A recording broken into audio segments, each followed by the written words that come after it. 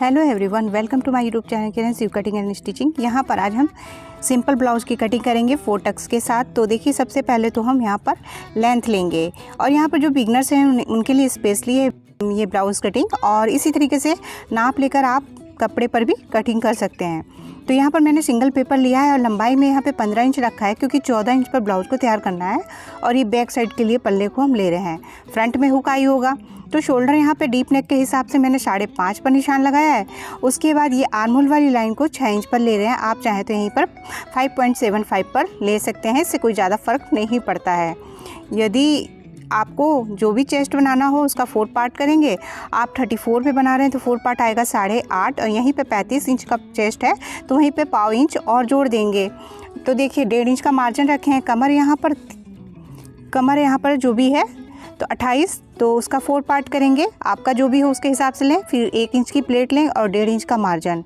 इस तरीके से करते हुए यहाँ पे सारे पार्टों को लेना है और यहाँ पे एक्स्ट्रा मार्जिन को इस तरीके से लाइन कर लेना है। अब यहाँ पर देखिए, गले की चौड़ाई जो होती है वो डिपेंड करती है शोल्डर आप कितना रखना चाहते हैं, शोल्डर पट्टी, तो इस हिसाब से भी लेना होता है। तो यहाँ पर मैंने गले की चौड़ाई जो है 2.75 रखी है। आप चाहें तो यहीं पर 2.5 इंच भी रख सकते हैं। बैक साइड के गले के लिए हमने यहाँ पर 9.5 पर लिया है, और यहाँ पर आप जितना बड़ा छोटा गला करना चाहें कर सकते हैं। तो ये हमारा डीप नेक के हिसाब से है शोल्डर। यहीं पर यदि 6 इंच का गला बनाना हो तो हमें हमेशा शोल्डर को कम से कम 6 इंच रखना चाहिए। तो यहाँ पर देखिए, अब आर्म होल की गुलाई के लिए हमने यहाँ पर लिया है 1.25 इंची, 1 और 2 लाइन, और फिर इंची टेप को यहाँ पर सीधा रखा है और रख के इस तरीके से निशान ले लिया है। तो यहाँ पर इस तरीके से इसको गुलाई दे दी आर्म होल की। अब देखिए, यहाँ से लगभग 2 लाइन डाउन करेंगे। कुछ स्टिचिंग के भी ट्रिक होते हैं, वो फॉलो करने से कभी भी शोल्डर गिरते नहीं है। तो यहाँ पर हमने लगभग थोड़ा 2 लाइन डाउन किया है। यदि आप 35 चेस्ट पे करना चाहते हैं तो देखिए 0.5 इंच के यानी कि 2 लाइन और बढ़ा देंगे और साइड से भी 2 लाइन बढ़ा देंगे। तो ये आपका 35 चेस्ट के लिए हो जाएगा। जो स्पेशली जिन्होंने पूछा है उनके लिए ये है कि इस तरीके से आप बढ़ा सकते हैं किसी भी साइज पर। यदि 37 हो तो ऐसे ही 36 का जब ले रहे हो तो 37 के लिए कर सकते हैं। अब देखिए, टक्स पॉइंट के लिए यहाँ पर हमने नीचे निशान लगाया है 11 इंच पे, और उसके बाद यहाँ से दूरी ले लिए 3.5 से 4 इंच पर। कहीं पर भी ये प्लेट की दूरी रख सकते हैं। उसको सीधा लाइन कर लिए हैं और हाफ इंच का दोनों साइड लाइन कर रहे हैं। और ये प्रोसेस एकदम सही होता है। इस तरीके से आप कभी भी ब्लाउज़ की कटिंग करेंगे और निशान लगाएंगे तो आपका जो ब्लाउज़ का है प्लेट भी बिल्कुल सही आते हैं। तो अब देखिए, यहाँ पर हमने बैक साइड का निशान लगा लिया, इसको कट कर लेंगे। इसी से हमें फिर फ्रंट का निकालना होगा। तो सबसे पहले तो देखिए, अब हम यहाँ पे कटिंग इसकी कर रहे हैं, और जब कपड़े पर लेंगे ना तो कपड़े पर यहीं पर डबल कर लेंगे। और यदि पेपर से ही आपको निशान लगाना होगा तो सेम इसी पेपर को डबल फोल्ड कपड़े पर साइड से रखते हुए बराबर से हमें निशान सारा चौक से घुमाते हुए लगा लेना होता है, फिर कट कर लेना होता है। इसके लिए बहुत ही जल्द हम वीडियो अपलोड करेंगे, तो आप उसे देखकर समझ सकते हैं कि कैसे हमें पेपर से निशान लगाना है। और वैसे भी इतना सिंपल तरीका है कि आप आसानी से कपड़े पर भी निशान लगा लेंगे। तो देखिए, यहाँ पर इस तरीके से फिर से मैंने सिंगल पेपर लिया है। कपड़ा लेंगे तो डबल फोल्ड करते हुए लेंगे, और सेम इसी तरीके से आप कपड़े पर निशान लगा सकते हैं, कोई दिक्कत नहीं होगी। देखिए, हाफ इंच का मार्जिन रखे हैं, क्योंकि यहाँ पर हमें आगे फ्रंट में हुकाई करना है। नीचे भी हाफ इंच के करीब रख लिया है, क्योंकि जब हम जोड़ते हैं पल्ले तो छोटे बड़े हो जाते हैं, इसलिए हमें हाफ इंच फ्रंट में जोड़ना ज़रूरी है। अब देखिए, हुकाई वाला मार्जिन छोड़ते हुए बैक साइड वाले पल्ले का, गले का निशान, शोल्डर का निशान इस तरीके से सीधा कर रहे हैं, और जो भी निशान है उसको लगाते जा रहे हैं। इसमें क्या ऐड करेंगे वो बाद में दिखाते हैं। पहले ही जितना भी है हम इस तरीके से निशान लगा लेंगे। साइड से निशान लगा लेंगे जहाँ पर हमारा ये ख़त्म हो रहा है। तो ये हमारा निशान हो चुका है। यहाँ से आप होल छोटा सा होल करके, चाहे तो आपको जो आर्म होल वाली लाइनें जो लेनी है उसके लिए आप इस तरीके से भी निशान ले सकते हैं, और नहीं तो सीधा स्केल रखते हैं तो भी आपका निशान सीधा लग जाता है।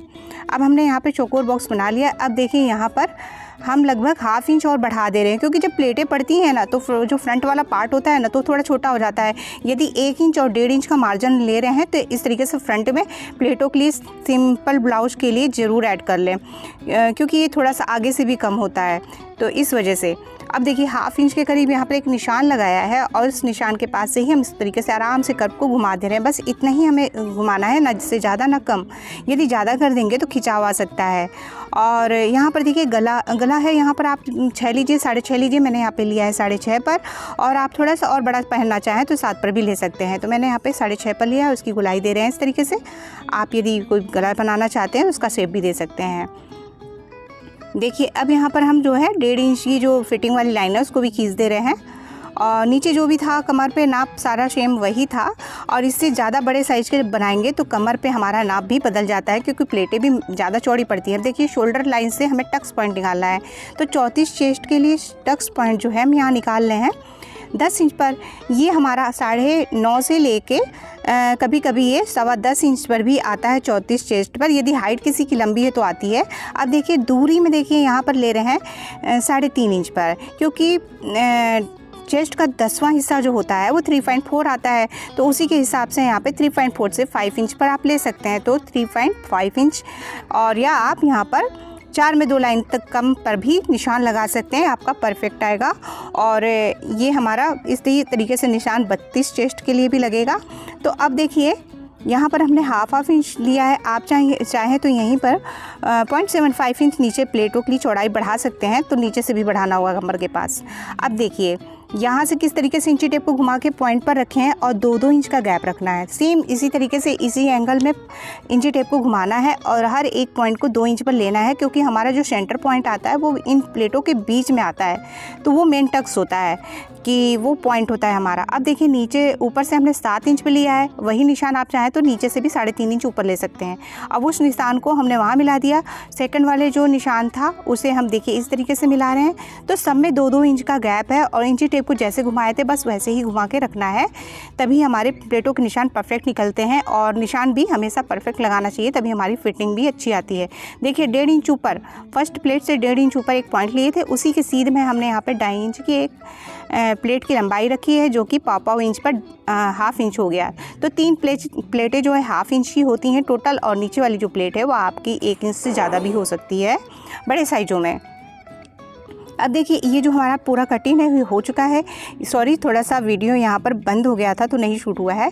तो बस जैसे निशान लगाया था सेम वैसे ही कट करके निकाल लेना है। अब इसके बाद इस बैक साइड का पल्ला फिर से लेंगे और इसी से हमें स्लीव्स की कटिंग करनी है। तो देखिए आर्म होल की जो पूरी लेंथ जो आ रही है क्रॉस में, उसको देखिए 7.25 आ रहा है, यानी कि 7 और 2 लाइन आया है। तो ये हमारा होता है कि स्लीव्स की चौड़ाई कैसे निकालें, और ये एकदम बेस्ट तरीका है स्लीव्स को निकालने का। और भी तरीके हैं, यदि आप कमेंट करते हैं तो हम ज़रूर उनको बताएंगे। तो देखिए ये हमारा यहाँ पर बंद करके हमने इस तरीके से फोल्ड करके कपड़े को या पेपर को जो भी हो आप ले सकते हैं। तो ये सिंगल स्लीव्स के लिए है तो इतना लगेगा, और यही डबल स्लीव्स रहेगी तो इतना ही मार्जिन डबल होगा। अब देखिए जहाँ से हमने लंबाई ली थी तो 7.2 उसी में प्लस 1 इंच करते हुए चौड़ाई ले ली। अब लंबाई देखिए हमें यहाँ पर जितना भी लंबा तैयार करना, 8 पे तैयार करना है तो 9 इंच लिए हैं, क्योंकि 8 इंच पे स्लीव्स को तैयार करना है। जो हमने साइड में ओपन साइड पे जो लाइन ली थी वहाँ से 3.5 इंच पर निशान लगाए हैं, क्योंकि 5 इंच से बड़ा हमारा स्लीव्स है। यहाँ पर ले रहे हैं 2.25 इंची पर, क्योंकि हमें गुलाई को कैसे घुमाना है इसलिए। अब नीचे से देखिए यदि आपको ऐसे नहीं समझ में आएगा तो नीचे एक लाइन लेनी होगी। यदि आपकी प्रैक्टिस होगी तो ये लाइन लेनी ज़रूरी नहीं है। तो इस लाइन को मैंने नीचे स्ट्रेट किया है, यहाँ से लेंगे। अब देखिए वन साइड से ही ले रहे हैं, यहाँ पर लेंगे 7.25 यानी कि 7 और 2 लाइन। तो यहाँ पर ये निशान लगाएंगे। इसको लेने का मतलब है कि यहाँ से आप गोलाई को इस तरीके से आसानी से घुमा लेंगे बिना कर्व की सहायता से। यदि आपके पास कर्व स्केल नहीं है तो भी आप घुमा लेंगे। अब देखिए इस तरीके से गोलाई घुमाना है, फिर लगभग सेंटर से लेते हुए पत्ती का शेप देते हुए अंदर की ओर भी एक गोलाई को घुमाना है। तो यहाँ पर हाफ इंच नीचे एक निशान लगाएंगे, इस तरीके से प्रॉपर शेप हो जाएगी स्लीव्स की।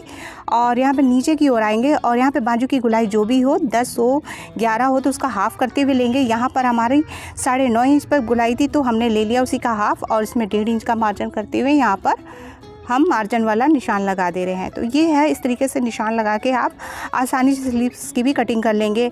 तो अब यहाँ पर इसकी कटिंग कर लेते हैं।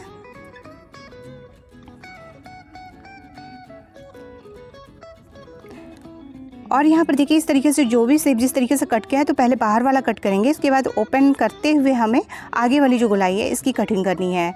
यदि वीडियो पसंद आया होगा तो प्लीज़ इसे लाइक करिएगा, शेयर करिएगा, कमेंट करके हमें ज़रूर बताइएगा कि आप किस नाप पर किस साइज़ पर देखना चाहते हैं, और स्टिचिंग के वीडियो जल्द से जल्द हम लाने की कोशिश करेंगे। तो आप हमारे वीडियो पर बने रहें, उसके लिए बहुत बहुत धन्यवाद। तो देखिए ये हमारा मार्जिन वाला हिस्सा था जो कि हमने यहाँ पर लाइन कर दिया, क्योंकि हाफ इंच नीचे दबेगा, हाफ इंच ऊपर, तो 1 इंच जो एक्स्ट्रा था वो कम हो जाएगा। Thank you for watching.